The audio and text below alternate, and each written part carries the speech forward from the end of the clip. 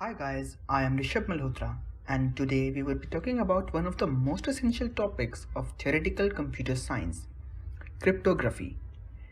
Cryptography is nothing but just a technique used to make sure that the message that is being transferred through the vast network of servers reaches only the machine it is supposed to reach, even if some unwanted hacker tries to intrude the network.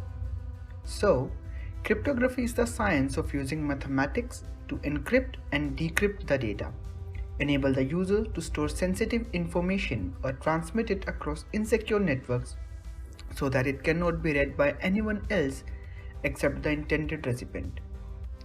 For example, if there is some secret agent who wants to convey a confidential message to his companion secret agent, he needs to make sure that the message reaches only the intended person and not anyone else.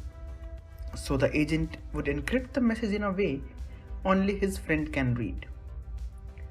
When Julius Caesar sent messages to his generals, he replaced every A with a D, every B with an E, and so on, so that some foreigner could not get his secret message.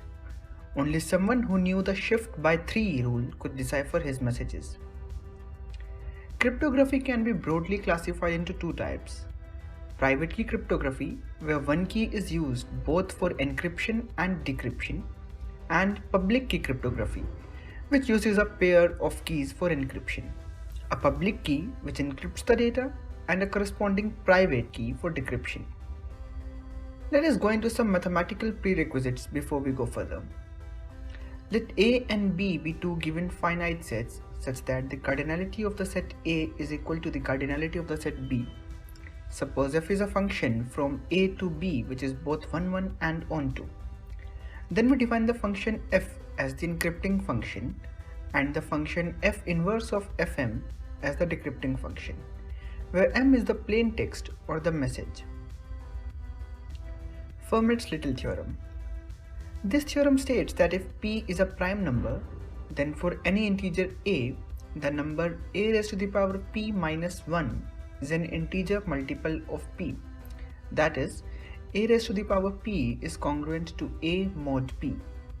Also, a raised to the power p minus 1 is congruent to 1 mod p. Here it is important to note that the GCD of a with p is equal to 1. For example, if a is 2 and p is equal to 7, then a raised to the power p, that is 2 raised to the power 7, is 128, and a raised to the power p minus a, that is 128 minus 2, is 126. Now 126 is equal to 18 times 7. Hence we say that a raised to the power p minus a is an integer multiple of 7. Euler's theorem is a generalization of Fermat's little theorem dealing with powers of integers modulo positive integers. It arises in applications of elementary number theory, including the theoretical underpinning for the RSA crypto system. Let n be a given large positive integer and a be an integer such that GCD of a with n is equal to 1. Then a raised to the power phi of n is congruent to 1 mod n. For a given integer n, define a as the set of all x where x lies between 1 and n such that GCD of x with n is equal to 1. Then the cardinality of the set A is called phi of n, where phi is the Euler's function. In cryptography, there is an important theorem to note. If S is a given finite set and f be a function from S to itself, then if f is 1, 1, then f is onto, and if f is onto, then f is 1, 1. Now coming on to private key cryptography, suppose Alice has to send a secret message M to Bob.